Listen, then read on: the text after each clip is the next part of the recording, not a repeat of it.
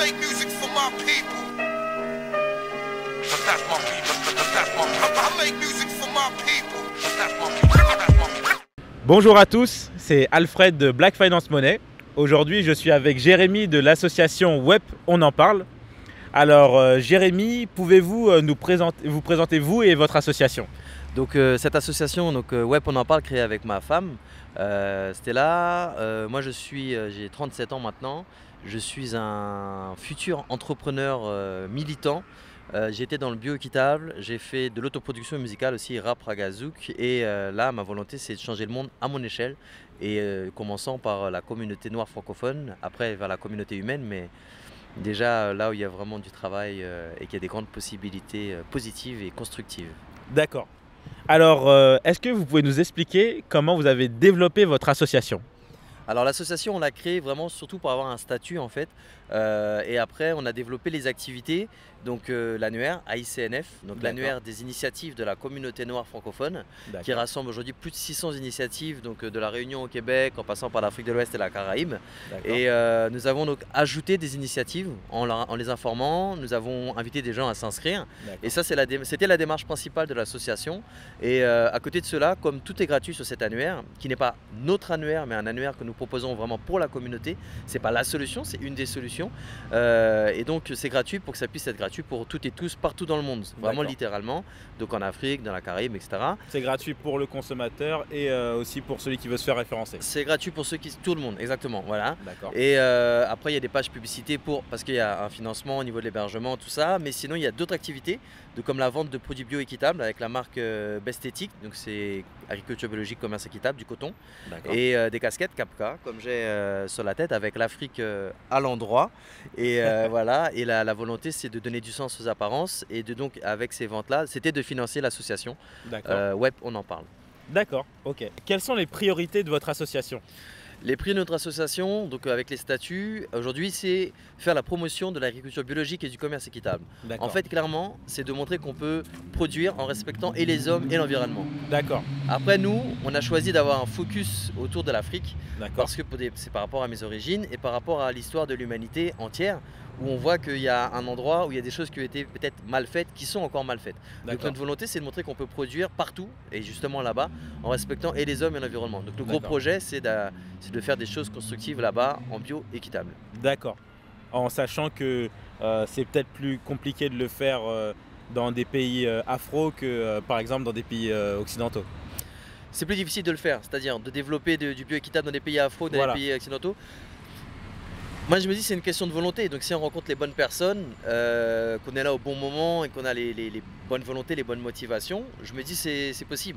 Après la plupart de ce qui est, comme on dit, équitable, c'est fait dans des pays qu'on appelle du Sud. Donc il y a toujours une partie plus délicate parce qu'on n'est pas en Occident peut-être par rapport aux habitudes qu'on peut avoir en Occident, mais pour moi c'est pas un frein, l'Afrique au contraire, c'est l'avenir, c'est demain. Donc c'est plus une opportunité. C'est plus une opportunité. Je le prends comme ça, maintenant c'est facile, hein. Pour l'instant c'est du projet. Ce qu'on a fait concrètement c'est l'annuaire. Et là déjà sur l'annuaire, on parle d'initiatives qui respectent et les hommes et l'environnement, parce que c'est la charte de l'annuaire, c'est essentiel pour être dessus, c'est ce qu'il faut respecter. Voilà. Est-ce que, selon votre avis personnel, vous pouvez me dire comment se matérialise l'engagement à une cause? L'engagement à une cause, je dirais, c'est quand on met en acte ses paroles. C'est-à-dire que c'est facile de dire ça me plaît pas, ça j'aime pas, mais si on continue à consommer, à acheter, on sponsorise en fait. Donc de certaine manière on soutient quelque chose qu'on n'aime pas. Si on dit par contre ça j'aime, ça, l'intérêt c'est de le partager. Donc j'ai envie de dire c'est comme sur Facebook, quand on voit un truc qui nous plaît, il y a trois possibilités. Soit on dit ah ça me plaît, il se passe rien. Soit on met un petit j'aime, bon, c'est gentil, soit on partage. Et pour moi l'engagement c'est quand on partage, voilà. Quand on partage, que ce soit sur Facebook ou qu'on partage dans la vie bien sûr concrètement. Donc l'engagement c'est de passer de la parole aux actes, et on peut dire l'engagement passe par la caisse quoi. L'engagement passe par la caisse quand c'est payant, ça peut être aussi du bénévolat, ça passe par vraiment, je dirais, par l'action. Il y a une petite phrase que j'aime répéter, donc je vais la répéter là aussi, c'est un proverbe chinois, donc qui aurait pu être, voilà, c'est parler ne fait pas cuire le riz. Voilà. Tout est dit. Tout est dit, voilà. Donc c'est cool de parler, mais au bout d'un moment, si on a faim pour manger, il faudra faire que le riz. Donc c'est la même chose, je pense, dans l'engagement, c'est ça, c'est qu'il y a plein de belles phrases, on peut dire j'ai été à l'initiative de, j'ai eu cette idée-là, mais si on ne le met pas en acte, c'est beau, mais ça sert à rien en fait. Donc il faut vraiment être dans l'action, je pense. Et c'est là que ça devient concret, positif et constructif. D'accord. Est-ce que vous pensez que dans la diaspora africaine, en France, on est assez engagé? Assez engagé, oui. Ou de plus en plus. D'accord. Assez dans l'action, non. D'accord. Peut-être de plus en plus, mais je pense qu'il y a tellement de choses à faire, il y a un potentiel qui est énorme. On a une histoire qui est révoltante, donc on s'indigne, mais s'indigner c'est cool. Maintenant, après l'indignation, j'aime dire, vient la digne action. Donc c'est là que voilà, il faut. Donc non, je pense qu'il y a dans le monde même francophone, pour pas parler seulement de la France, il y a beaucoup de choses à faire, des choses qui sont faites, qui ont été faites, mais sortir de la victimisation ou de la réaction pour dire ah c'est pas bien, on nous a mal parlé, on s'est foutu de nous, mais passer vraiment à la construction, à prévoir ce qu'on va faire demain. Je pense que c'est vraiment ce qu'il faut qu'on fasse maintenant et sans vouloir faire la morale. Hein.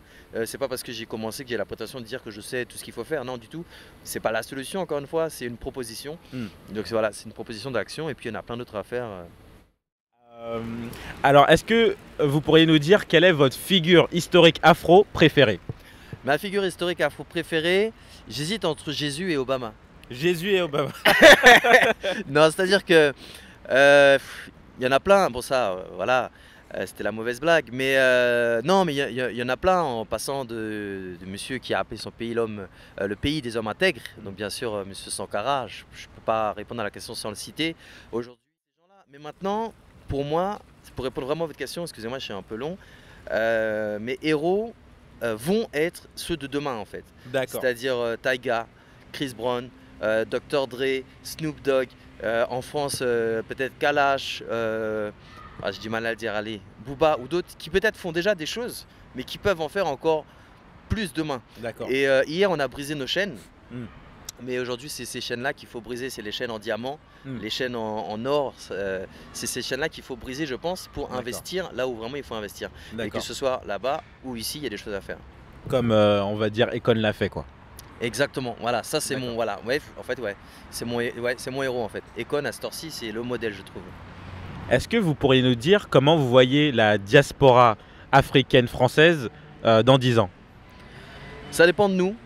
Grâce à des gens comme toi, grâce à différentes personnes. Dans 5 ans, je la vois bien plus soudée, bien plus unie. Dans 10 ans, je la vois forte, organisée.